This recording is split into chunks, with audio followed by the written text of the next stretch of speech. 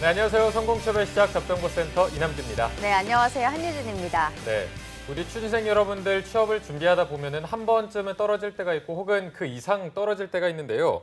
특히 합격의 문턱인 면접 단계에서의 탈락은 이 면접의 기회를 잡기가 쉽지 않기 때문에 서류에서 탈락한 것보다 그 후유증이 더 크다고 합니다. 맞습니다. 저 같은 경우에도 서류에서 탈락했을 때는 뭐 다음에 다시 써보지 이런 생각을 했지만 면접에서 탈락했을 때는 그 상실감이 더 컸던 기억이 나는 것 같습니다. 네. 그런데 취준생들을 더 힘들게 하는 건 바로 이 탈락의 이유를 알 수 없다는 건데요. 네, 맞습니다. 이게 떨어진 이유를 제대로 알아야 이거를 보완을 해서 다음 시험에 더 잘 봐서 합격을 할 텐데 한 취업 포털 사이트에서 설문조사한 거를 봤더니 면접 탈락한 이유를 알고 싶지만 실제로 피드백을 받는 경우는 10명 중에 겨우 1명에 불과하다고 합니다. 네, 이렇게 남규 아나운서님 말처럼 많은 취준생들이 다음 공채를 위해서는 내가 부족한 점을 알고 또 보완해 나가야 할 텐데 네. 이유를 모르겠다 하시는 분들을 위해서 저희가 어떤 걸 준비하고 있죠? 네, 저희 잡정보센터에서 왜 떨어졌는지 그 이유를, 그 답답한 마음을 좀 속 시원하게 풀어드리기 위해서 왜 떨어졌나 시즌4를 또 진행을 하고 있는데요.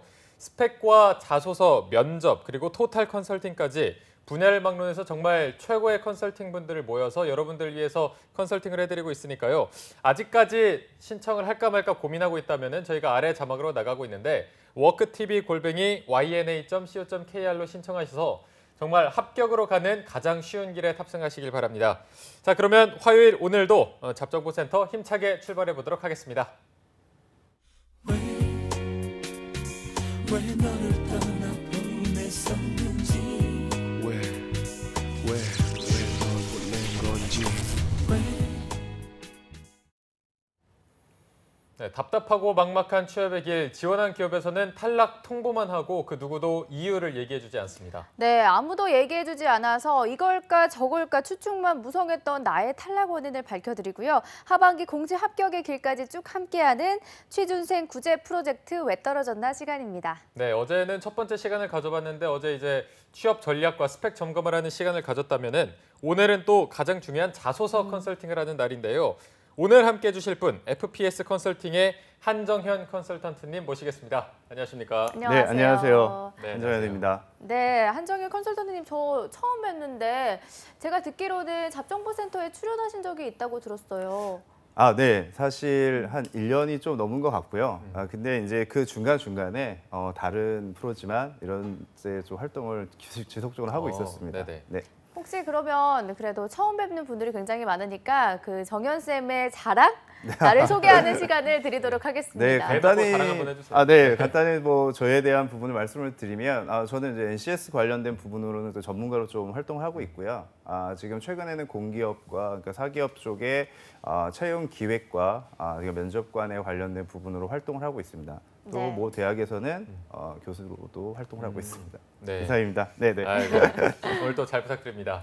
자, 그리고 왜 떨어지는 시즌4 두 번째 주인공입니다. 어제 이어서 오늘도 나오셨는데 취업준비생 김양환 씨 모셨습니다. 안녕하세요. 안녕하세요. 안녕하세요. 네. 네, 양환 씨 오늘이 둘째 날입니다. 그래도 어제보다는 좀 많이 안 떨리죠? 비슷한 것 같습니다. 계속 머리를 떨립니까? 좀 머리를 잘 잘랐습니다. 오신 것 같아요. 네. 오늘 면접을 대비해서 그러고 오신 것 같은데 네. 양환 씨는 올해 좀 상반기 공채 22곳에 지원을 했는데요. 대부분 좀 서류 전형의 벽을 넘지 못했습니다. 자소서에 대한 고민이 많을 것 같은데 좀 어떤 부분이 가장 어렵게 느껴지셨나요? 가장 어려운 부분은 성장 과정을 쓰는 부분이라든가, 네, 그리고 제 경험이 어떤 부분에 잘 맞는 건지 그게 가장 좀 어렵습니다. 네. 성장 과정이 보통 어떤 식으로 쓰셨었죠?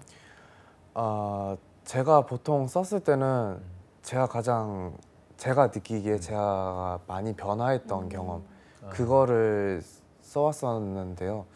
이게 기업에서 원하는 글인지 그거를 잘 몰라서 그게 어려운 것 같습니다. 맞아요. 이게 항상 뭐 쓰다 보면 내가 항상 그 기업의 완벽한 인재로 잘할 수가 없거든요. 그래서 그 부분이 내가 썼는데 이게 맞나 항상 이렇게 고민하는 분들도 많을 텐데 정현 쌤 이런 고민을 가지고 있는 친구들이 좀 많을 것 같아요. 이럴 때 어떤 좀 조언을 해줄 수가 있을까요? 네, 뭐 대다수의 지원자분들이 뭐 성장 과정에 관련된 부분 질문이 어렵다고들 하세요. 이제 하시는데 그 부분을 조금 내 나름대로 내꺼화 시킬 수 있는 방법이 뭐가 있냐라고 하는 게 가장 키워드인데 그 기준은 관점을 조금 달리 바라보는 게 가장 중요하다고 저는 말씀을 드리고 싶고요. 그 관점이라고 하는 게 기업에서 사실 우리 회사에 와서 업무를 하기 위해서 오는 지원자 분이시거든요. 네. 근데 사실 모호하게 표현되는 부분들이 굉장히 많습니다.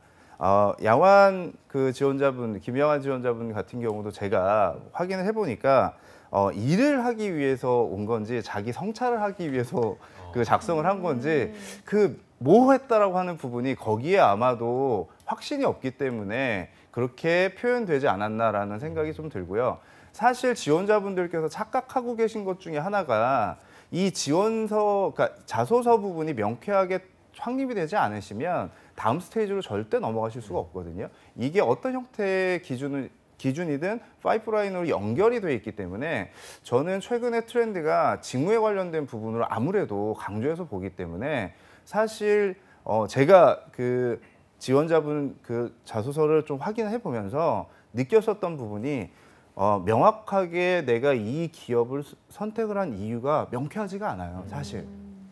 그 부분이 아마도 성장 과정이라든지 이런 하나의 소주제를 접근하는데 어려움이 있지 않나라고 하는 게 제가 보는 견해고요. 이걸 조금 명확하게 정리한다라고 하게 되면 사실 우선순위를 좀 두는 게 가장 좋습니다. 성장 과정 기준으로 과거권을 좀 배제를 하시고요. 최근에 내가 이슈화됐었던 키워드 중에 새롭게 조금 관심사를 가졌었던 분야, 그게 업무랑 연결된다라고 하게 되면 그 성장 과정이지만 짧게나마 그 스펙트럼도 포함이 되기 때문에 그 기준으로 좀 정리를 하시는 게 아마도 공감대가 형성이 되실 것 같아요. 그러니까 기업에 계신 인사 담당자분 역시 마찬가지실 거고 네. 그 기준으로 좀 정리를 하시는 게 명쾌하게 조금 다가갈 수 있는 방법이 아닐까라는 생각이 듭니다. 네. 일단 뭐 쌤이 보셨을 때는 자소서가 조금 명쾌하지 않은 부분이 있어서 오늘 이 시간 정말 조금 조각조각 내서 좀 명쾌한 자소서를 만들어보는 시간을 가지도록 할 텐데 일단 정현 쌤이 양원 학생의 자소서를 미리 보셨잖아요. 이게 좀 점수를 주신다면 예, 뭐 점수를 준다라고 네. 하게 되면 저는 척도 기준으로 보면 뭐 10점 척도 기준으로 봤는데 한 4점 정도 줄 수는 있을 것 같아요. 그러니까 왜 그러냐라고 하는 거죠. 예, 왜 제가 또 말씀드렸듯이 사실 진정성에 관련된 부분도 약간 좀 제가 거기에 말씀드리면 명확하게 내가 이 기업을 선택한 이유가 담겨 있지 않습니다. 네. 그 사실 합격한 서류도 제가 봤거든요. 네. 합격한 그 기업 같은 경우는 컬러가 명확하게 있는 기업은 아니에요. 사실 글로벌 스탠다드 이 기준으로 좀 움직이는 기업이기 때문에 그런 회사는 다양성에 관련된 부분을 열어놓고 보기 때문에 네. 사실 그 양환 학생이 경험한 그러한 스토리 라인이 더 잘 먹힐 수도 있습니다. 근데 네. 사실 그 이외의 기업들, 소위 또 전공 자체가 또 공대고 하다 보면 그쪽 필드 같은 경우는 사실 중요한 사항이 아니다라고 하는 거죠. 그러면 평가자 입장에서 보면 그래도 반 이상에 대한 어떤 점수를 저도 이제 드리고 싶었었는데 사실 거기에 준하지 않는다라고 하는 부분. 그리고 특정 기업을 놓고 본다라고 하게 되면 어떤 기업 같은 경우는 정리된 내용이 가독성이 조금 우수한 반면 사실 가독성도 조금 떨어지더라라고 하는 네. 거죠. 가독성의 문제는 사실 쓰는 사람 관점에서 작성을 한 거기 때문에 보여지는 사람 입장에서는 한 번도 필터링이 돼 있는 상태가 아니다라고 하는 부분이 조금 아쉬움이 많이 남았습니다. 네. 그렇다면 정현 쌤이 왜 그렇게 평가를 했는지 지금부터 항목별로 낱낱이 한번 살펴보도록 할 텐데 네. 정현 쌤 우선 양환 씨의 자소서 중에서 어떤 거를 선택을 하셨죠? 자동차에 관심이 굉장히 많다라고 하셔가지고 네. 사실 전공도 기계공학 이쪽이시고 사실 그러면 선택한 데는 본인이 가고 싶어하는 곳에 포커싱을 해서 해드리는 게 좀 좋겠다라고 해서 제가 현대차 지원한 부분으로 한번 분석을 한번 해보려고 합니다. 네. 네. 자, 정현 쌤께서 양환 학생의 현대자동차 자소서를 골라주셨는데요. 먼저 살펴볼 것은 현대자동차에서 가장 악명 높은 1번이라고 할 수 있는 What makes you move 이 항목인데 양원 씨가 작성한 내용이니까 이 부분을 한번 양원 학생이 직접 읽어보는 것도 좋을 것 같습니다. 그러면 양원 학생이 1번 항목에 대한 답변을 한번 직접 읽어주시죠. 도전으로 얻어낸 자존감과 열정. 무대 위에서 무엇을 했는지도 모르고 커튼이 닫혔습니다. 하지만 커튼콜에서 큰 박수 소리를 들을 수 있었습니다. 또한 학교 신문에서 주인공이 아닌 제가 동아리 최초로 인터뷰를 했습니다. 난생 처음으로 많은 사람에게 긍정적인 관심을 받으면서 저는 변했습니다. 무엇보다 남들 앞에서 당당하게 말하게 됐으며 나는 안 될 놈이라는 생각은 노력하면 나도 할 수 있다라는 열정으로 바뀌었습니다. 지금도 이때 얻은 자존감과 열정으로 플랜트 기술을 향해 나아가고 있습니다. 플랜트 기술은 4차 산업혁명을 위한 지식과 생산에 대한 지식이 필요하다고 판단했기에 프로그래밍, 산업공학과 같이 다양한 분야를 공부하고 있습니다. 이런 열정을 이어나가 세계라는 연극에서 플랜트 기술이라는 조연으로 참여하여 현대자동차라는 배우가 박수갈채를 받을 수 있게 돕겠습니다. 네. 자, 어제 언급해주신 연극 그 내용이 여기에 또 담겨 있는데 일단 뭐 전문가의 눈으로 한번 살펴보겠습니다. 어떻게 보셨습니까? 사실 어제도 뭐 그런 이야기가 나왔다고 하셔가지고 저도 좀 놀랐는데 이 연극에 관련된 소재는 사실 이 업무 부분하고는 좀 동떨어졌다라고 중요도를 논한다라고 이야기하게 되면 이거는 정확히 말씀을 드리면 지원자분 입장에서 생각을 하신 거라는 부분밖에 보여지지 않고요. 기업의 업무 기준으로 본다라고 하게 되면 플랜트 쪽 같은 경우는 사실 가게 되면 엔지니어지만 어떤 일을 많이 한다라고 생각을 하세요? 양환님 같은 경우는. 아무래도 현장에서 일하는 직무이다 보니까 현장에서 노동하고 있는 사람들과 이제 같이 뭐 말싸움도 할 수도 있고 뭐 같이 뭐 조율을 할 수도 있는 그런 업무가 가장 많을 것으로 생각합니다. 자, 그러면 말씀하신 것처럼 첫 번째 질문이 어떠한 기준으로 보게 되면 그 기업에서 지금 가장 강조하고 있는 부분이라고 보시면 되는데 사실 올 연초에 그 현대차 그룹에서 발표한 신년사 기준으로 정무 회장님이 말씀하신 거 기준으로 보게 되면 그 안에 정확한 부분이 조금 담겨 있어요.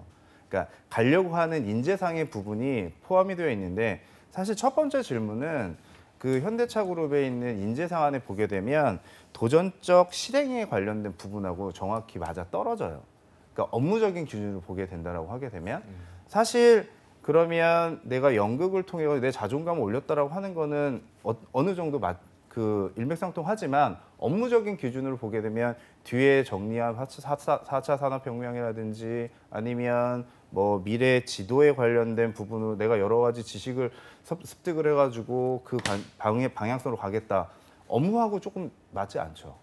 협업에 관련된 부분이 살짝 언급이 된다라고 하게 되면 조금 더 같은 주제지만 그 안에서 콜라보로 무언가를 만들어냈다라고 하는 부분이 조금 언급이 된다라고 하게 되면 그 내용상 내가 흘러가는 흐름 안에서 보게 되면 회사에서 기업에서 원하는 방향성과 어느 정도 매칭이 된다라고 하는 부분으로 접근할 수가 있는데 완전히 두 가지 내용이 상반된 조금 동떨어진 기준으로 접근을 했기 때문에 아마도 점수를 평가를 하는 입장에서 보게 되면 앞의 내용과 연결성, 개연성이 다소 떨어지고 뒤에 부분에 대한 후반부에 이야기하는 지금까지 얻은 뭐 자신과 열정이라든지 이런 어떤 부분이 만약에 그런 것들을 통해서 성과 척도 기준으로 조금 더 접근했다라고 하게 되면 업무적인 기준으로 연결되지 않았을까 그 부분이 조금 아쉽다라고 하는 부분이고요.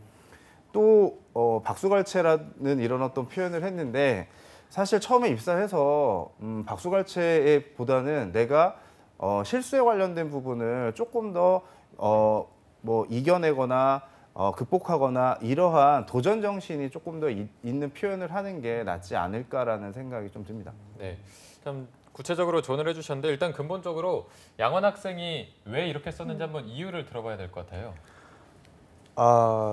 이 연극 동아리 제가 배우를 할 때 내용을 적은 건데요. 이때 당시에 자소서 앞부분에 적어놨지만 제가 자존감이 많이 하락된 상태에서 자존감을 좀 키우고자 배우에 도전을 했었고 배우로 무대에 올라와서 연기를 하면서 좀 자존감이 많이 실제로 키워졌었거든요. 네, 무슨 역할을 하셨나요? 그때 시련이라는 연극의 덴포스라는 역할을 했습니다. 주연인가요? 이게 부주연 좀 대사가 많은 대사. 그래가지고 많이 노력을 해서 제가 사람들한테 좋은 인상을 얻었기 때문에 제가 자존감이 많이 상승했었거든요. 네. 그래서 적은 거였습니다. 정현 쌤 그러면 이렇게 회사 입장에서는 자존감이 낮은 상태에서 자존감이 올라간 거를 알고 싶어하는 편인가요? 아니면 업무적인 걸 더 알고 싶어하는 편인가요? 자, 업무를 수행하는 데 있어서 자존감이 낮은 사람이 업무 퍼포먼스가 잘 날까요? 높은 사람이 잘 날까요? 높은 사람이 네, 사람이죠. 당연한 거죠. 근데 그 부분의 열쇠는 뭐냐면 키워드가 내가 자존감이 떨어졌을 때 올라가는 게 너무나 긴 거죠. 상황 자체가 네. 설명하는 부분이. 그러니까 짤막하게 정리가 된다라고 하게 되면 아무래도 이러한 상황들이 있었구나라고 하는 부분이 명시가 되는데 사실 그렇게 중요하지 않은 그 경험이 많은 부분을 차지를 했다라고 네네. 하는 게 첫 번째 업무를 본다라고 하게 되면 우리가 업무를 이해할 때 보면 가장 중요한 게 어떤 건지 우선순위를 좀 나열할 수가 있어야 되거든요. 네. 그건 사실 어떠한 분야에 가서 일을 한다라고 해도 내 나름대로 정리를 할 수 있는 부분, 역량이 되느냐 안 되느냐 이것도 짧게나마 서류를 보면서 느낄 수는 있습니다. 이제 거기에 잘못됐다라고 하는 게 아니고 안 좋다라고 하는 게 아니고 비중, 그 빈도수가 조금 더 과했다라고 하는 그런 어떤 부분으로 제가 말씀을 좀 드릴 수가 있습니다. 네네. 네. 저도 이렇게 양원 씨 첫 번째 문항 질문을 읽으면서 자존감이 굉장히 강한 사람이구나, 짱이야 이게 아니고 뭔가 자존감이 약했었어? 약간 이런 생각이 좀 들어서 이 부분을 좀 줄이고 자존감이 강해진 부분을 강조하셔서 업무 연관성까지 이렇게 하시면 좀 1번 문항에 대한 답변이 좀 될 것 같고요. 또 양원 씨 같은 경우에는 경험에 대한 10가지를 1000자 정도로 정리해서 쌤한테 보내드렸다고 하던데 네네. 어떤 경험을 좀 활용하는 게 좋을까요? 제가 보기에는 그 좋은 예로 제가 말씀을 좀 드릴 텐데 네네. 사실 업무에서 일어났었던 그러니까 스몰 석세스, 작은 성공 이런 부분이 아마도 업무에 바로 귀결되는 부분이 굉장히 강하다라는 부분이죠. 사실 어떠한 뭐 공정 상태를 개선해줬었던 문제 해결을 했었던 사례는 굉장히 좋은 사례라고 저는 생각이 들었고요. 아마도 업무적인 기준으로 내가 접근한다라고 하게 되면 조금 그룹핑을 조금 해보는 게 조금 나을 거라는 생각이 좀 들었던 그 내용이었었던 것 같습니다. 네. 그래서 최근에 트렌드 기준으로 접근한다라고 하게 되면 가장 많은 정보를 습득을 하셨을 거예요. 그래서 더 어려움을 겪으실 수도 있는데 가장 내가 끌리는 것들 기준으로 만약에 10가지 이 카테고리가 있다라고 하게 되면 한 3개씩 구분을 좀 해서 우선순위 기준으로 정리를 하면 조금 더 내가 서류 작성하는 데 있어서 어려움을 좀 극복할 수 있는 방법이 아닐까라는 생각이 좀 들었습니다. 네. 그래서 근데 제가 이제 다 10가지 다 보내주셔서 다 읽어봤는데요. 다르지가 않아요. 그 객체는 한 사람이 정리를 했기 때문에 어떠냐면 비슷한 내용의 비슷한 글들이 반복된다라고 하는 것들을 제가 느꼈어요. 네. 그게 왜 그러냐? 제가 지금까지 하시면서 굉장히 다이나믹하고 스펙타클한 그런 어떤 경험치들이 많지가 않거든요. 근데 그 안에서 뽑아내는 어떤 소소한 것들이 있습니다. 그건 그냥 흘려보내는 케이스들이 굉장히 많아요. 사실 예를 들면 이런 겁니다. 커피를 마실 때 보게 되면 우리는 그냥 커피 향에 그냥 취해서 아니면 맛에 취해서 이렇게 받아들이는 사람들이 있지만 사실 커피에 어떠한 것들을 첨가를 하느냐에 따라서 색깔이 달라지고 맛이 달라지거든요. 그러니까 그래서 조금 더 디테일함을 요구한다라고 하는 게 아마도 업무적인 부분하고도 연결이 굉장히 많이 될 거예요. 제가 그 정리된 내용들을 보면서 꼼꼼하다 그리고 굉장히 디테일하다라고 하는 그런 표현적인 단어, 키워드들이 있는데 사실 그런 것들을 키워드로 정리하는 것보다 상황으로 정리를 해주면 훨씬 더 와닿음이 좀 강하다라고 하는 네네. 거죠. 예, 그렇게 정리를 조금 했으면 하는 게 제가 드릴 수 있는 팁인 것 같습니다. 그러니까 뭐 단순히 나 꼼꼼하다 이게 아니라 꼼꼼한 상황을 제시를 해주면 더 와닿기 때문에 그쵸. 상황 정리를 해라. 그런데 일단 어제 양환 씨의 서류 합격률을 봤을 때 2군데 정도 합격했던 걸로 기억하는데 CJ랑 삼성이었나요? 예, 삼성 디스플레이. 디스플레이 이렇게 2군데 일단 자소서가 합격을 했습니다. 합격한 자소서 2군데에서도 혹시 연극 얘기나 이런 걸 했나요? 삼성 같은 경우는 했고요. CJ 같은 경우는 안 했습니다. CJ는 안 했고. 네.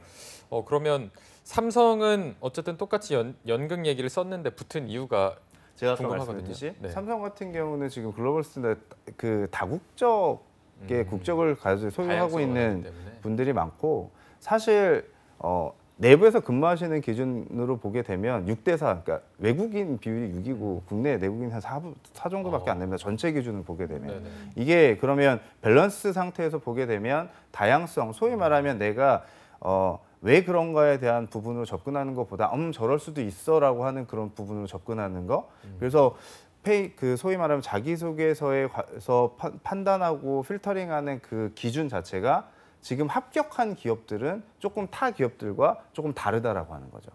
글로벌을 그 캐치플레이드로 이야기를 하지만 회사에마다 그 추구하는 가치라든지 소위 말하면 공유하는 목표 자체가 조금 차이가 있기 때문에 사실 그 컬러를 명확히 맞추는 것도 지원자가 한번 생각해 보셔야 될 거라고 저는 생각을 합니다. 네. 그래서 2개 기업, 합격한 기업의 페이퍼를 소위 말하면 자기소개서를 제가 읽어보게 되면 굉장히 포용하고 소위 말하면 그 좀 다양성에 관련된 부분을 인정해서 가지고 올 수 있고 조금 노멀하게 정리가 돼 있다 이 정도로 좀 평가를 할 수가 있어서 그리고 그 기업들 같은 경우는 사실 그 다음 단계에서 필터링을 많이 하죠. 서류 전형보다. 그렇기 때문에 아마도 그 다양성에 관련된 부분을 봐서 전문성과 같이 매칭이 됐다라고 하게 되면 훨씬 더 합격할 확률이 높죠. 네. 다음 스테이지로 갈 수 있는 확률이 높다. 그러니까 지원 한번 내가 합격의 맛을 봤다라고 하는 기업은 어떤 의미냐면 내가 생각하는 그 가치관과 이상향, 소위 말하는 목적성이 명쾌하게 맞는 기업이라고 보시면 돼요. 사실 오늘 선택한 이 현대차 같은 경우는 사실 우리가 그 하는 일에서도 느껴지지만 조금 남성성에 가깝게 느껴지는다라고 생각을 하게 되면 합격한 삼성, 뭐 CJ 이쪽 같은 경우는 어떻죠? 약간 다소 좀 부드러움이 있죠. 좀 젠틀한 부분도 어느 정도 있고 사실 하는 그런 또 산업군도 약간 좀 차이가 있어요. 거기서 오는 컬러도 무시를 못한다는 거죠. 소위 말하면 그 페이퍼를 제가 보면서 느꼈었던 게 뭐냐면 강도라고 표현을 한다라고 하게 되면 상중하에서 현대차 같은 경우는 좀 중하에 있다. 그러니까 표현하는 그런 어떤 방법이 그러니까 눈에 확확 들어오지 않는다. 소위 말하면 남성성에 관련된 부분이 아무래도 그 자동차 쪽이기 때문에 많다. 무게 중심이 쏠려 있는 부분이 많다. 이런 부분을 무시할 수는 없을 것 같다는 생각이 좀 듭니다. 네. 그런데 오늘 저희가 살펴본 1번 항목 사실상 취준생 여러분들이 굉장히 네네. 힘들어하고 좀 어려워했던 질문인데 네네. 기업에서 이 의도를 좀 파악을 해보면 더 편할 것 같거든요. 기업에서 이런 질문을 하는 의도가 뭘까요? 자, 제가 서두에서 잠깐 말씀드렸듯이 올해 현대차 같은 경우는 신년사 책임 경영에 관련된 부분을 좀 화두로 좀 거셨어요. 거기에 고객 가치 창출에 관련된 부분과 또 혁신에 관련된 부분을 이렇게 같이 강조를 조금 하셨는데 사업 부분별로 보게 돼도 이거는 공통된 아젠다가 되시겠죠. 그 아젠다를 끌어갈 때 보게 되면 첫 번째 제가 말씀드렸듯이 도전적 실행이거든요. 자, 도전해서 실행을 한다라고 하는 거는 혁신하고 책임에 관련된 부분이 어떤 형태가 됐든 링크가 걸리죠. 그 안에서 추구하고 있는 평가 요소를 좀 뽑아내려고 하는 거죠. 첫 번째 질문이 그래서 가장 좀 중요도가 있다라는 부분으로 제가 말씀을 좀 드릴 수가 있습니다. 그 방송 들어오기 전에 잠깐 저희가 이야기를 나눴는데 현대 자동차에 관련된 부분 내가 그만큼 관심도가 높다. 그 표현이 어느 정도 되느냐 이렇게 제가 만약에 여쭤본다라고 하게 됐을 때 그 부분은 물어보진 않았지만 자동차에 관련된 부분으로 그냥 관심이 있었다. 이 정도만 표현을 해서 내가 전공한 부분도 공부를 하고 이런 부분으로 제가 받아들였는데 사실 그 정도 되는 지원자들 너무나 많죠. 평이하다라고 하는 거죠. 네네. 네. 현대차 키워드 혁신이라고 말씀을 해주셨는데요. 자소서 같은 거 작성할 때 인재상 같은 거 보면 뭐 혁신, 창조, 글로벌 이런 거 봐도 어떤 식으로 작성을 해야 될지 정말 감이 안 잡히잖아요. 네. 정현 쌤 그렇다면 기업이 원하는 핵심 키워드를 찾을 수 있는 팁 같은 게 좀 있을까요? 저는 그 부분을 조금 중요시하는 편인데요. 신년사, 소위 말하면 그때마다 경영 환경이 조금 변하는 텀이 있거든요. 네. 그건 지금 사실 회사에서는 촉수를 소위 말하면 세우고 있는 그런 또 부분입니다. 그러면 그게 왜 그렇게 됐을까라고 하는 상황을 좀 인지를 하고 있으면 좀 좋을 것 같아요. 그게 부분으로 보게 되면 쪼개서 평가한다라고 보시겠는데 사실 기업은 그 부분들이 하나의 조합이 돼서 유기적으로 돌아가잖아요. 그러면 그게 공통된 어떠한 주제, 아젠다가 된다라고 하는 부분으로 제가 말씀을 좀 드릴 수가 있고 엔지니어 파트도 마찬가지인 것 같아요. 엔지니어 파트도 가장 그 좋은 성과를 내는 그 기준이 뭐냐라고 하는 부분을 가지고 가게 되면 헤드에서 내려오는 방향성대로 정확히 가는 게 그 목적성이라든지 그런 어떤 성과 척도에 관련된 부분으로 연결이 되기 때문에 자 들어오는 새로운 엔진, 소위 말하면 신입 직원들을 뽑는 그 이유는 그 성장 동력인 엔진을 얻겠다라고 하는 건데 그 안에서 그 전에 우리가 와서 근무하고 있는 직원들의 모습이 보인다, 투영된다, 별로 그 맛이 없을 것 같아요. 근데 사실 그 지금 지원자분 같은 경우도 기존에 근무하고 있는 그 직원들의 모습이 보이는 거죠. 투영이 되는 거죠. 굉장히 많이. 그렇다라고 하게 되면 도전이라고 하는 그 키워드에 어떻게 조금 다른 거는 사실 정확히 이야기하게 되면 도전은 내가 느끼는 그 도전의 그 강도와 깊이와 기업에서 보는 도전의 깊이와 강도는 같을 수는 없어요. 하지만 공감되는 형성을 해줘야 되거든요. 그러면 지금 김야환 지원자분께서 했었던 그 케이스 스토리 자체는 다소 좀 약하다라고 하는 부분이 거기서 조금 굉장히 중요한 점수를 획득하는데 마이너스 요인이 있지 않았나라는 생각이 좀 듭니다. 네. 양화 씨가 이렇게 정현 쌤이 자소서를 전략에 대해서 전반적으로 짚어주고 계시는데 혹시 좀 궁금한 점이 있을까요? 아까도 말씀하셨지만 그 회사의 인재상에 맞춰서 하는 거에 대해서 말씀하셨는데 저는 좀 진정성을 살리기 위해서 좀 저만의 이야기를 먼저 말하는 편입니다. 그래서 지원 동기 레파토리로 좀 나는 열정이 있다. 열정적인 경험은 이렇다. 그리고 무슨 회사는 이렇게 행보를 보여왔을 때 이게 열정이 느껴진다. 그래서 나는 그래서 지원했다. 이런 식으로 제가 지원 동기를 작성합니다.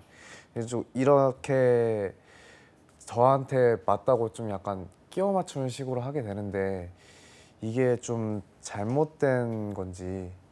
아니 뭐 잘못됐다 잘됐다 이런 어떤 부분보다도 저는 이렇습니다. 나는 현대차를 저 같은 경우 현대차를 생각을 하게 되면 내가 현대차를 왜 내가 가고 싶다라고 하는 생각을 먼저 할 것 같아요. 그러니까 뭐 인재상 아니면 여러 가지 부분보다 내가 현대차에서 내 남은 그러한 20대, 30대, 40대를 같이 하고 싶은 이유가 명확하다라고 하게 되면 그건 진정성이 있는 거거든요, 사실. 끼워 맞추는 부분이 아니고 저도 제가 예전에 입사 지원서를 작성을 할 때 그랬었던 것 같아요. 저도 역시 전공이 그 뭐 공대생이었고 근데 하지만 제가 금융회사에 다녔었거든요. 제 예를 들으면 전혀 관련이 없어요. 전혀 관련이 없어요. 근데 업무에 관련된 부분을 저는 접근했었죠. 제가 전공한 부분을 놓고 보게 되면 모듈화 시키는 것들이 제가 좀 잘하는 것 같았다. 근데 하지만 금융업도 깊이 그 바라본다라고 하게 되면 모듈화 형태로 구성이 돼 있었던 것 같다. 그래서 저는 해당 업무를 수행하는 데 있어서 다른 지원자에 비해서 일반 상식이라든지 경제 상식은 좀 줄어들지만 사실 그 부분을 정리하거나 모듈하는 것들은 다른 어떤 지원자보다 좀 뛰어나다고 생각을 한다. 그러니까 내가 잘하는 그런 어떤 부분을 그 강조를 해서 내가 이 기업에서 할 수 있는 부분을 조금 표현을 했었던 것 같거든요. 근데 사실 그럼 왜 많은 기업 중에 현대차냐라고 하는 거죠. 그 현대차에 관련된 부분은요 각자 개인마다 조금 다릅니다. 그래서 그런 자동차가 좋았는데 자동차가 좋으면 기아차도 있고 아니면 다른 브랜드도 있고 한데 왜 현대차냐라고 하는 것들이거든요. 그게 왜 그런지에 관련된 부분이 전혀 페이퍼에 남아있지가 않아요. 사실. 그래서 지원 동기에 관련된 부분 맨 마지막 챕터에도 보게 되면 잘 됐다라고 하는 케이스에도 보게 되면 공정에 관련된 부분을 제가 높은 점수를 줬지 왜 그 많은 기업 중에 현대차인지는 저는 잘 모르겠어요, 사실. 네. 대부분 좀 양아 씨가 더 생각을 해봐야 될 부분인 것 같고요. 이어서 다음 항목을 한번 살펴보도록 하겠습니다. 지원 분야를 선택한 이유와 본인이 이 직무에 적합하다고 판단할 수 있는 근거를 기술해 주십시오 이렇게 했는데 일단 뭐 조금 요약을 해보자면 레이아웃을 수정해서 뭐 모든 팀이 동시에 크레인을 쓸 수 있게 배치를 했고 뭐 모듈화도 했고 그에 따라서 테스트 공정 시간이 71.43% 개선이 됐다 이렇게 뭐 직무 역량에 대해서 이야기를 하고 있는데 양원 학생의 목소리를 좀 들어보면 이걸 쓸 때 조금 어려움 같은 게 있었습니까? 사실 하나도 안 어려웠습니다. 하나도 안 어렵다. 네, 그냥 제가 제 스스로 자발적으로 한 거였고 오, 네네. 그래서 기억이 정말 잘 났기 때문에 별로 어려운 건 없었습니다. 어쨌든 제가 이렇게 봐도 디테일이 좀 살아있는 항목인 것 같은데 네, 정현쌤께서는 어떻게 보셨습니까? 네, 맞습니다. 이 부분은 저기 뭐 현대차 부분만이 아니라 다른 기업에 아니면 다른 직무에 사실 이 똑같은 케이스를 갖다가 다 접목을 하셔도 굉장히 베스트인 케이스세요. 왜 그러냐면 업무 특성상 어떤 것들에 대한 뭐 문제 해결에 관련된 그 프로세스적인 부분을 내가 경험을 해서 성과까지 내봤었던 케이스이기 때문에 사실 머릿속에 다 있거든요, 이건. 그러니까 아까 말씀드렸듯이 이 항목은 너무나 쓰기 편했다. 왜? 사실 내가 해봤기 때문에 이게 기업에서 보게 되면 경험을 했었던 사람이에요. 근데 다른 항목은 사실 접근하기가 굉장히 어렵다라고 하는 거죠. 여기에 잘된 부분이다라고 하는 건 그렇게 써내려가는데 어려움이 없다. 이거는 누구의 관점이냐면 본인의 관점이지만 봐주는 사람 입장에서 보게 되면 이거는 충분히 본인이 경험해서 나온 거네 라고 하는 것들이 뭐가 되죠? 공감이 되죠. 그래서 저도 이 부분에 대해서는 너무나 흠잡을 부분이 없다. 사실 이런 케이스들을 기준으로 이 케이스 하나만 가지고도 아마 스토리를 한 3-4개 정도는 끄집어낼 수 있을 것 같아요. 협업에 관련된 부분도 끄집어낼 수가 있고요. 근데 우리는 배우고 그리고 내가 경험한 기준으로 보게 되면 굉장히 다양한 케이스들을 인문대 친구들이나 사회과학을 전공한 친구들하고 조금 다릅니다. 그러니까 다르기 때문에 전문화된 것들을 조금 더 나눠서 집중화시키는 것도 제가 보기에는 나쁘지 않다라고 보여집니다. 네, 잘한 케이스랑 좀 잘 못 쓴 케이스랑 비교를 해서 좀 설명을 해주셨습니다. 오늘 양원 씨 자소서에 대해서 좀 살펴봤는데요. 어떻게 좀 감이 좀 잡히시나요? 방향은 좀 결정이 된 것 같습니다. 아니면 혹시 뭐 더 궁금한 게 있으면 지금 물어보셔도 됩니다. 이 글자 수 짧은 기업들 같은 경우는 이게 궁금한 게 제가 경험을 쓰게 되면은 좀 우겨 넣는 느낌이 나서 좀 담기도 어렵고 그렇다고 저의 장점을 나열하자니 눈에 읽히지도 않는데 이런 거에 대해서 좀 요령이라든가 요령은 제가 말씀드리면 내가 쓴 걸 남이 조금 읽어봐달라고 하는 게 가장 좋아요.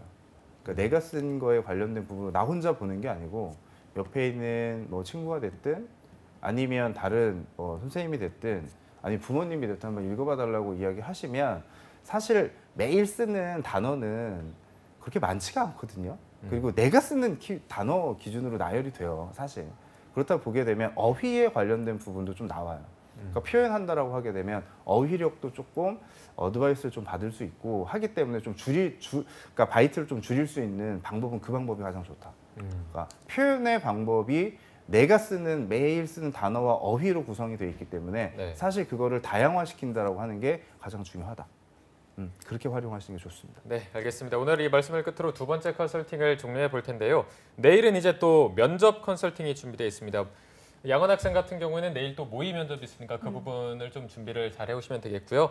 오늘 말씀 주신 FP 컨설팅의 한정현 컨설턴트님은 목요일 날 또 토탈 컨설팅 때 뵙도록 하겠습니다. 오늘 두 분 고맙습니다. 고맙습니다. 네, 잡정보센터 1부에서 준비한 소식은 여기까지고요. 잠시 후 2부에서는요. 신세미 캐스터와 함께하는 일자리 방방곡곡이 준비되어 있고요. 네, 그리고 명실상부 잡정보센터 최고의 취업 컨설턴트 차재훈 코치님과 함께하는 스펙 감별사가 준비되어 있으니까요. 네, 어디 가지 마시고요. 채널 고정.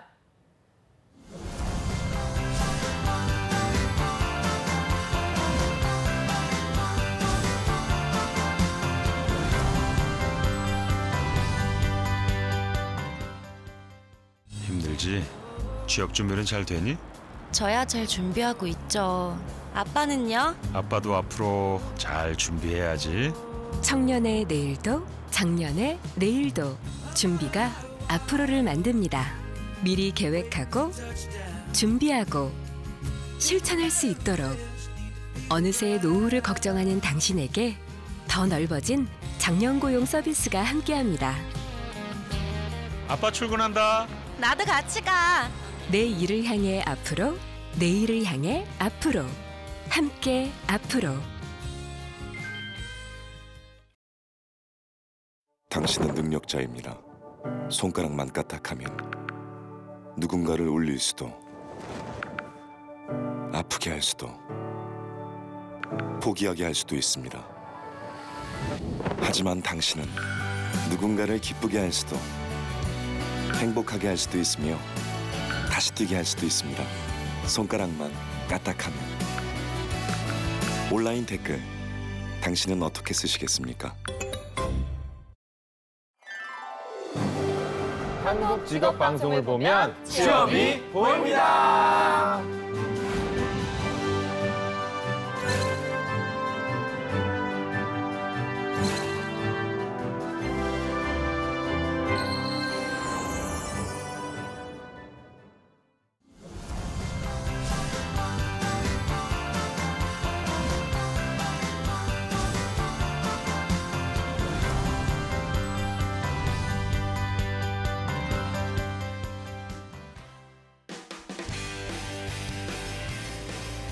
네, 성공채배 시작 잡정보센터 2부의 문을 또 활짝 열어봤습니다. 저희가 2부에서는요.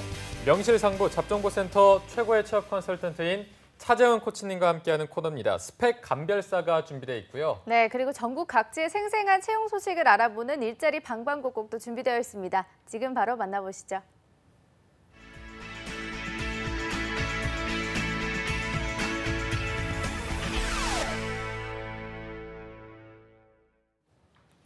네, 과연 오늘은 어떤 일자리 소식이 올라와 있는지 매일매일 전국 각지의 생생한 채용 정보를 알아보는 일자리 방방곡곡, 부산 고용센터 노혜윤 주무관님 연결해 보겠습니다. 주무관님 안녕하세요. 안녕하세요. 부산 고용복지플러스센터 노혜윤입니다. 네, 주무관님 오늘 부산에는 어떤 소식이 준비되어 있나요? 이번 주 소개해드릴 부산 지역 구인기업은 기장군 장안읍 소재의 주식회사 그린조이입니다. 골프웨어 제조하는 강소기업으로 채용 분야는 품질관리원 경력직 1명입니다.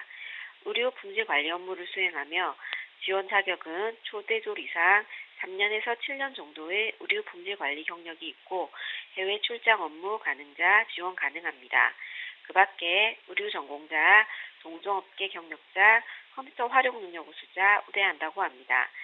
주 5일 근무로 급여는 연봉 2,500에서 3,500만 원 이상이며 경력에 따라 면접 시 급여 조정 가능하다고 합니다. 복리후생으로는 통근버스 있습니다. 접수 마감일은 6월 15일까지이며 자사 이력서 양식이 별도로 있으니 지원을 희망하시는 분은 워크넷을 참조하여 입사 지원서를 작성하신 후 이메일 지원해보시기 바랍니다. 네, 관심 있는 구직자 여러분들은 지원 자격과 우대사항 잘 체크하셔서 지원하시기 바랍니다. 주무관님 바로 다음 소식도 알려주시죠. 다음으로 소개해드릴 기업은 양산시 주남동 소재의 주식회사 동광솔루션입니다. 자동차 부품 제조업체로 채용 분야는 CO2 용접원 1명입니다.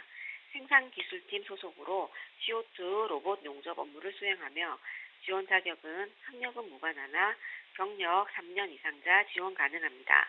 그 밖에 기계 전기공학 전공자, 컴퓨터 활용 능력 우수자, 인근 거주자 우대한다고 합니다. 주 5일 근무이나 평일, 토요일 연장 근무 있으며 연봉은 3천만 원 이상으로 경력 및 능력에 따라 급여 조정 가능하고 복리후생으로는 통근버스 있습니다. 채용 시 마감되는 구인권으로 관심 있으신 구직자분은 워크넷 확인 후 이력서, 자기소개서, 경력증명서, 자격증 사본을 준비하여 방문, 팩스, 이메일 지원해보시기 바랍니다. 네, 채용 시 마감되는 구직권이니까요. 빠른 지원 바랍니다. 주무관님 오늘 소식 고맙습니다.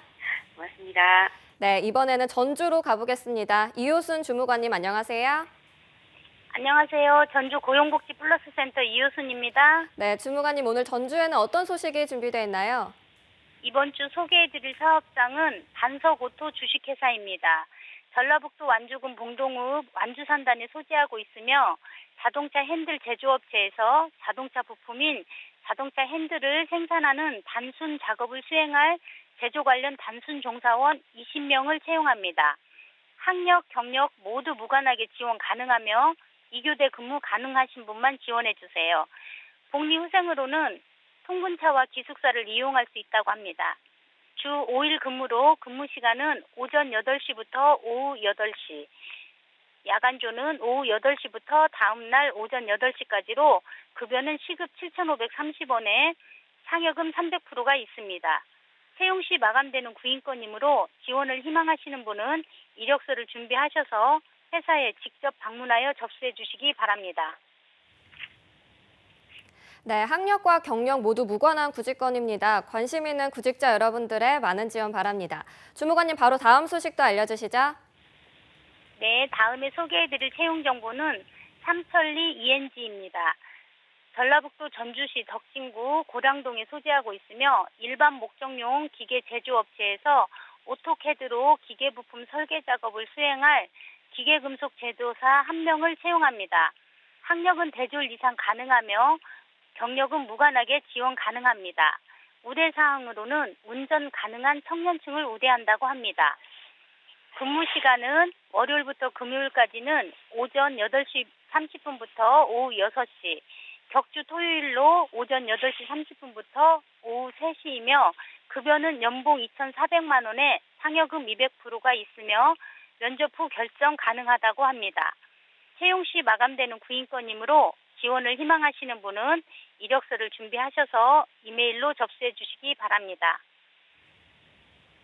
네, 경력이 무관한 기계 및 금속 제조사 1명을 채용한다고 합니다. 관심 있는 구직자 여러분들의 많은 지원 바랍니다. 주무관님 오늘 소식 고맙습니다. 네, 고맙습니다. 네, 지금까지 일자리 방방곡곡 경남과 전주 지역의 채용 정보 알아봤습니다.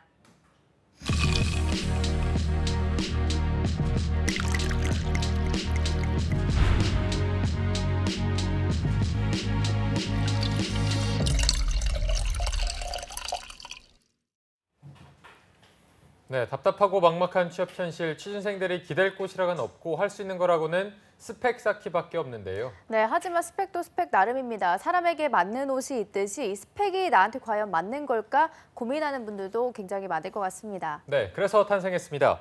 취준생 맞춤 스펙 감별 프로젝트 스펙 감별사 시간입니다. 네, 오늘 도움 말씀 주실 분은요. 스펙 감별사 전 CJ 오쇼핑 인사 담당자 출신이고요. CJ 그룹 전문가이신 취업 요정 스물리의 위포트의 차재영 코치님 모셨습니다. 안녕하세요. 네, 안녕하십니까. 네.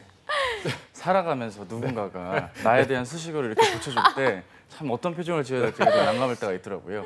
즐거운 하루입니다.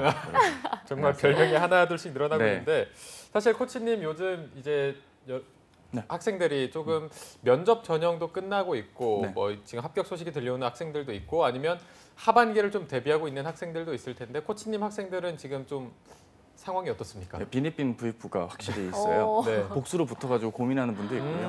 뭐 해외 취업을 알아봐야 되느냐라고 말을 나올 만큼 고민들이 되게 많은데 네. 뭐 먼저 준비하는 건 말리진 않겠지만 상시로 뜨는 기업들도 더러 있기 때문에 네네. 포기 않고 계속 지원을 하는 그런 노력들도 필요한 시점인 것 같습니다. 오늘도 수고해 주실 2부의 도우미 신세미 캐스터도 모셔보겠습니다. 안녕하세요. 안녕하세요. 네, 세미 캐스터 혹시 친구들 중에는 지금 취업 준비생들이 많죠? 네, 많아요. 그래서 혹시 비니빈 부익부 어디에 해당이 되나요? 약간 빈 쪽에 해당이 되는 것 같아서 쉽게 못 물어보겠더라고요. 어떤 맞아요. 상황인지 그냥 자격증 공부하는 거 뭐 잘하라고 응원하고 있는데 아쉽습니다. 네. 이 프로그램 보면서 많이 도움 받았으면 좋겠네요. 네, 그래서 제가 많이 홍보를 하고 있어요, 친구들한테. 좋네요. 네, 감사합니다. 네, 그럼 본격적으로 오늘 사연에 들어가기 전에 자신의 스펙을 분석받고 싶다면 어떻게 신청하면 좋을지 신세미 캐스터가 소개해 주시죠. 네, 이번 코너에서는 한국직업방송과 잡정보센터와 네이버 카페 취업대학교가 함께합니다. 매주마다 차코치님과 함께 여러분의 스펙에 관해서 고민과 궁금증을 해결해 드리니까요. 자신의 스펙에 관해 궁금한 점이 있다면 주저없이 취업대학교에 오셔서 많이 신청해 주시기 바랍니다. 또 신청해 주신 분들에 한해서 방송 말미에 한 분을 추첨해 오픽 스퀘어 대표 강사 니나의 오메가 오픽 온라인 강의 수강권을 드리니까요. 끝까지 함께해 주시기 바랍니다. 네. 네, 이어서 오늘은 어떤 스펙에 관한 고민들이 있는지 궁금한데요. 첫 번째 신청글을 이번 상황에 조금 맞춰서 일단 신세미 캐스터가 학벌이랑 어학 점수 그리고 자격증을 짚어주시고 그 다음에 마지막에 하고 싶은 말을 좀 전해주면 될 것 같은데요. 네. 하고 싶은 말에 조금 더 감정을 실어서 네. 저희가 한 편의 영화를 보듯이 한번 읽어주시면 연기하듯이. 네네. 알겠습니다. 네, 첫 번째 신청글은요. 26살 남성 구직자분인데요. 지르릉이라는 아이디를 가진 분입니다. 네. 이분은 경기도 안양 소재 4년제 대학교를 다니셨고 산업경영공학과를 3.56 학점에 졸업을 했습니다. 이분은 어학 점수 토익은 780점, 그리고 오픽은 IM2를 가지고 있고요. 자격증은 따로 없습니다. 하고 싶은 말은 안녕하세요. 26살 남자입니다. 저는 올해 2월에 졸업을 해서 이번 상반기 취업시장에 뛰어들었는데요. 대기업에만 쓰지 않고 중소나 스타트업도 다 써서 중소기업 2곳에 최종 합격을 했는데 좀 더 해보고 싶어서 안 갔습니다. 전공을 안 살린 이유는 생산과 품질을 제 업으로 삼기에는 제 성향과 좀 맞지 않은 것 같아서고요. 그런데 문제가 중소기업이나 스타트업은 잘 붙는데 대기업 서류 합격률이 거의 제로입니다. 제가 대기업에 맞지 않는 스펙을 가진 걸까요? 뭐가 문제인지 잘 모르겠습니다. 결국 학벌과 자격증, 어학 이 중에 문제가 있는 것 같은데 너무 답답합니다. 냉정한 평가 부탁드립니다. 네, 대기업 문을 뚫기가 참 힘들죠. 네. 이분이 써주셨어요. 냉정한 평가해달라고 합니다. 네. 차재현 코치님 냉정한 평가하면 빼놓을 수 없죠. 네. 아 제가요? 네. 일단은 이분의 사연을 선택한 이유는 이분이 그 한 방향에만 너무 고민을 많이 하고 있지 않은가라는 걱정 때문에서입니다. 네. 일단은 지금 마지막 줄에 보면 학벌, 자격증, 어학 이 중에 뭐가 문제일까요? 라고 하셨는데 없습니다.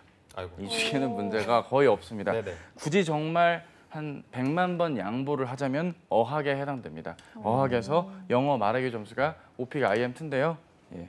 IM3나 IH까지 올려만 주시면 좋겠는데 이건 역시 절대적인 어떤 상수의 조건으로서 올려달라는 의미가 아닙니다. 지금 본인이 희망하시는 분야는 편의점 영업관리자, 그리고 삼성전자 국내 영업, 그러니까 국내 영업이니까 이거 한국 총괄이겠죠, 그죠? 그리고 멀티 캠퍼스. 여기가 뭐 하는 데냐면 이제 기업체 교육을 기획을 해주고 강사를 좀 섭외해줘가지고 기업 교육을 담당하는 거예요. 그러니까 일반적인 대기업 중에서도 교육 역량이 좀 떨어지거나 비용적인 면에서 좀 여유가 없는 기업들을 위해서 외주를 주는 식의 어떤 교육업체인데 이곳에서 기업 교육 영업을 하겠다는 거겠죠. 결론부터 말씀드리면 이 세 곳 다 어학이 그렇게 절대적으로 위치가 차지하지 않습니다. 지금 지원 자격에 해당하는 IM2 정도라면 충분히 지원은 가능합니다. 굳이 필요하다면 IM3를 빨리 딸 수 있게 한번 노려보시고요. 오늘 오메가 오픽 한번 수강권을 받아보시는 것도 좋겠네요. 빨리 좀 어학을 확보하는 거, 영어 말하기 정도만 확보하시면 되고요. 네네. 지금 이분께서 정작 중요시 여겨야 될 건 자소서를 그렇게 비중 있게 안 보는 중소기업이나 스타트업은 다 붙었다는 거죠. 그러니까 그 말이 뭐겠습니까? 이 스펙이 그렇게 문제가 되지 않는다는 겁니다. 그리고 본인이 해왔던 대외 활동이나 경력 여러 가지 면을 봤을 땐 영업 전략적인 측면, 영업 기획이나 마케팅 수립에, 마케팅 전략 수립에 강점이 분명히 있는 분이기 때문에 저는 본인 나이도 문제가 전혀 될 게 없고요. 나이가 깡패입니다. 26살. 문제도 없고 더군다나 남성이시고 군필이시겠죠.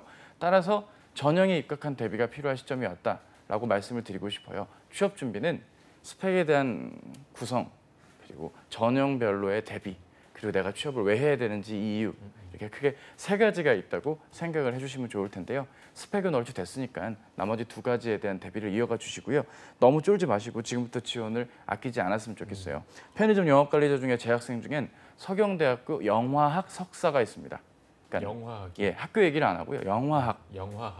필름, 다큐멘터리 영화 감독 하려고 했던 친구인데 미래가 좀 불투명하다는 이유로 편의점 영업관리자로 지원했어요. 지금 GS 리테일 잘 다니고 있거든요. 말씀드리고 싶은 건 이런 좀 학력적인 면에 대해 너무 좀 기죽지 마시고요. 학력을 그나마 안 보는 쪽으로의 취업이 분명히 있을 겁니다. 그래서 이쪽 지금 영업관리, 편의점 영업관리랑 삼성전자, 멀티캠퍼스를 1구도로 두시고 지원을 좀 과감하게 해주시고요. 그 밖에 영업관리직이나 마케팅은 사실 학력적인 요소도 분명 볼 겁니다. 그런 분들은 좀 직무 위주로 좀 본인의 강점을 어필할 수 있게 자기소개서나 면접에 할애를 해주시면 좋겠습니다. 네. 일단 이분이 제일 걱정했던 게 학벌, 어학 자격증이 좀 부족하다고 느꼈는데 이 부분은 문제가 없고 굳이 하자면 좀 어학 점수를 시간이 있다면 IM3나 뭐 IH까지 올려라 이렇게 조언을 해주셨는데 이분이 좀 걱정하는 부분이 대기업에서 계속 떨어지니까 자소서가 문제인 건가요? 아니면 이분 걱정대로 뭐 조금 학벌 쪽이 문제가 되는 건가요? 크게 두 가지 요인이 있죠. 하나는 일단 외부적인 요인. 뽑는 TO 전체가 적습니다. 그러니까 마케팅보다는 영업 혹은 영업 관리로 지원을 해주셔야 되는 거고요. 두 번째는 본인의 자기소개서가 문제입니다. 자기소개서에 혹시 본인의 과거 이력을 나열을 했다거나 조금은 뻔한 이야기로만 점철된 내용이 나왔다면 그 점은 좀 지양해야겠죠. 저희 방송의 취지가 이 스펙에 과연 합격이 될까요를 묻는 것도 있지만 오버 스펙을 좀 막자는 취지도 분명히 있기 때문에 그런 점을 고려한다면 본인의 고민은 어학의 말하기를 제외한 나머지로서 이제 전형에 입각한 대비와 취업 준비에 대한 열의를 좀 정리해주고 그걸 글과 말로 풀어주는 연습을 하실 때가 온 것 같습니다. 네, 지루룩님 전형에 대한 대비가 필요하다고 조언을 해주셨습니다. 네. 그럼 바로 다음 댓글도 만나보도록 하겠습니다. 신수미 캐스터 소개해 주시죠. 네, 두 번째 신청글은 회장왕이라는 아이디의 남자분인데요. 26살 남성 구직자분입니다. 이분은 부산 국립대 행정학과를 4.05 학점으로 졸업을 하셨는데 2등으로 졸업을 하셨대요.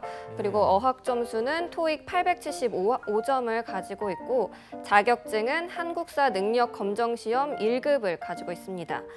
이분은 입사 희망하는 회사와 직무가 적어주신 게 꿈이 없음, 그냥 공기업과 같은 안정적인 직장이나 사무직이 가능하다면 부산 지역에 들어가고 싶다고 하셨는데요. 네. 마지막 하고 싶은 말이 참 슬픕니다. 꿈이 없습니다. 이렇게 적어주셨어요. 네, 이게 이렇게 절망적인 스펙을 한번 보게 되는데 꿈이 없습니다. 이게 마음이 아픕니다. 이게 더 마음이 아프게 느껴진 이유가 이분 스펙이 그렇게 나쁘지가 않거든요. 학점도 4.05에 2등으로 또 졸업을 할 만큼 굉장히 학부 생활을 열심히 한 것 같은데 취업에 대해서 좀 막연한 걱정이 있는 것 같아요. 네, 어떻게 맞습니다. 보십니까? 그 사람 인생이라는 게 그렇죠. 누군가가 내 고민을 알아줬으면 하는 마음이 있지 않겠습니까? 적어도 이분의 거의 유일한 고민이 아닐까 싶습니다. 네. 본인의 지원 방향 자체를 지금 못 잡고 있는 것. 지금까지 해왔던 경력사항이나 대외활동, 자격증, 어학, 학점 등을 봤을 땐 이분은 전형적인 꿈이 있어서 그 꿈을 향해 나아갔다기보단 본인의 본분과 현실에 늘 최선을 다하고 충실히 했기 때문에 하다 보면 언젠가 나오지 않을까라는 생각 끝에 지금 이런 상황에 좀 이르지 않았나 싶습니다. 네. 본인의 취업에 대한 정의를 스스로 좀 내려줄 필요가 있습니다. 단순히 막연하게 뭐 밥벌이 해야 되니까 이제는 때가 돼서 라는 식의 접근보단 본인이 어떤 일을 할 때 제일 만족스러운가를 생각하는 것도 방법이 될 수도 있고요. 본인이 배운 걸 잘 쓰는 것도 본인의 직업 선택 기준이 될 수 있습니다. 본인이 안정을 느끼고 그 안에서 자신의 삶을 영위하는 것도 분명히 직업 선택의 기준이 되니까 일단 스펙에 대한 이야기에 앞서서 이렇게 꼭 꿈을 좀 가지셨으면 하는 마음이 있습니다. 네. 지금 그동안 살아오셨던 것처럼 또 똑같이 무언가를 행위로서 해결을 하면서 꿈을 가지려고 한다면 자꾸 꿈이 안 보이고 막연해지거든요. 그 막연함을 해결해주는 노력도 필요할 것 같고요. 좀 더 구체적으로 보자면 결국 본인은 공기업체 입사를 희망하시고 그쪽으로 지원하시는 게 본인의 방향으로서는 최선입니다.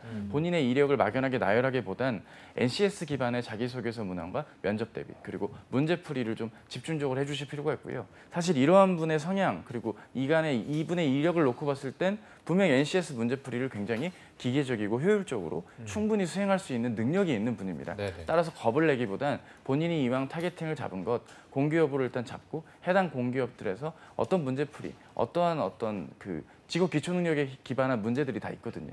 이런 문제풀이에 좀 입각한 내용과 그리고 면접 답변 정리가 필요하겠죠.